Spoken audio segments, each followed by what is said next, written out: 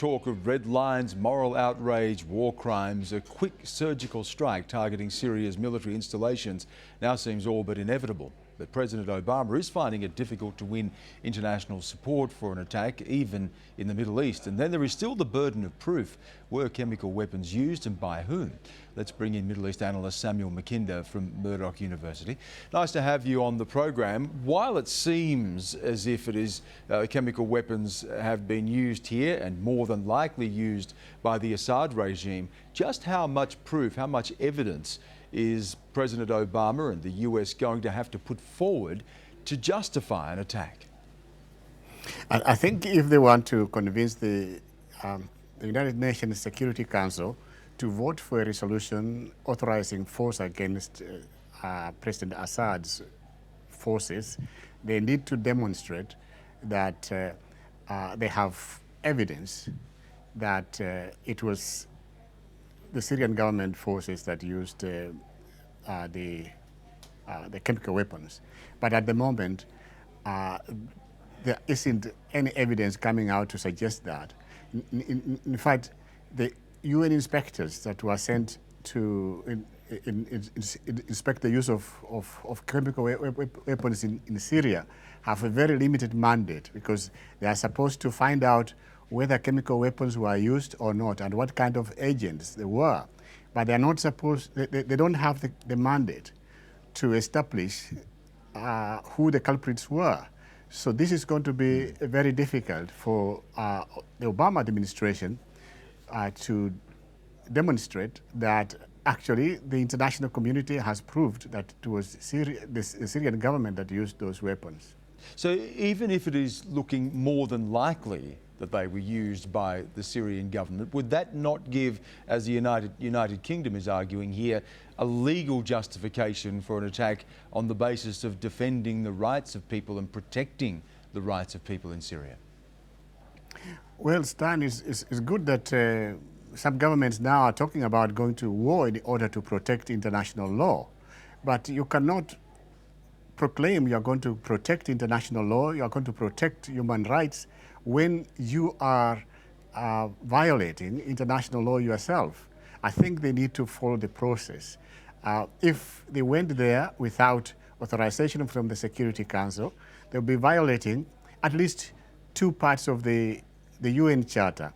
Article 2, paragraph 4, which says that all members have to refrain from using force or the threat of force to undermine the political independence of member states, and Article 2, paragraph 7, which protects the sovereignty of all member states. So the UK and the US and their allies are right to say they want to protect and defend international law, but they should not violate international law in order to protect it.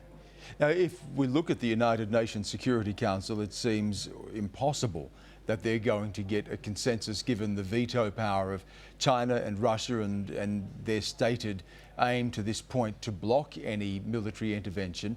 What about the prospects of operating outside of the United Nations with a separate coalition that we've seen operate in other countries before, and certainly we saw it in countries like Iraq, in Libya, that they would be able to form a separate coalition away from the United Nations? Would that be justifiable? It's not justifiable, but it's possible. I think they have the capacity to do that. They have the military force, the military firepower to form a coalition and operate outside international law. But they will be operating like bandits. So they cannot claim to be protecting international law, to be promoting international norms, when they themselves are violating those norms. Now, when we look at the overall situation here, in the event, as it seems more than likely that there will be some sort of an attack, what would the repercussions be? You talk about breaking international law. What should we expect from the likes of Russia and China? What should we expect from Iran, who are making threats right now to Israel in retaliation for any attack on its ally in the Assad regime, the likes of Hezbollah as well? What sort of consequences will flow from this? Well, there could be a number of consequences, but I would say Israel has the capacity to protect itself from Iran if Iran wanted to attack it.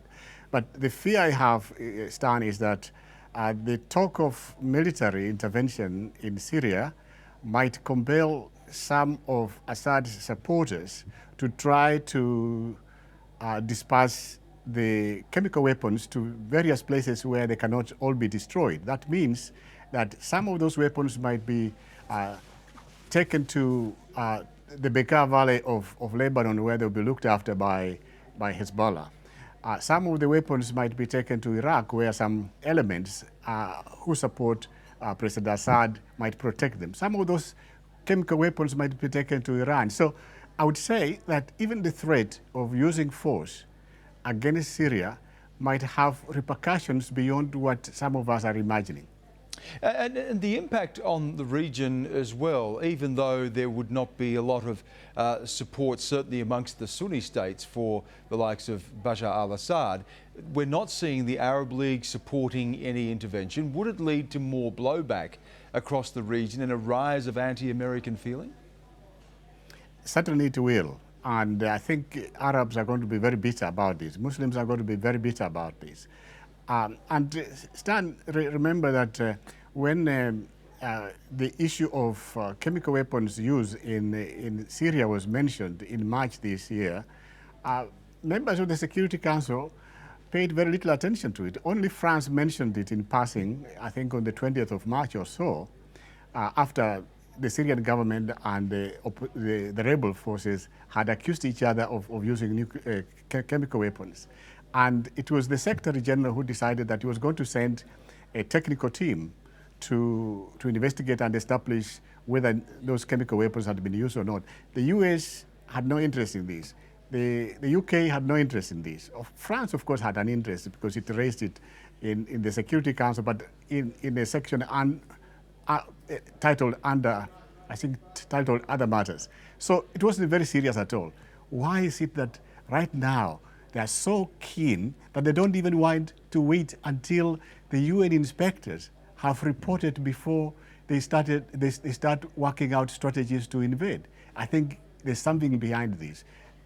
I would say if you analyze the actions very clearly, you might find that the military force they're going to use against Syria might have very little to do with the use of chemical weapons in that country. Always good to have you on the program. Thank you once again for that. Samuel Makinda joining us live there from Perth.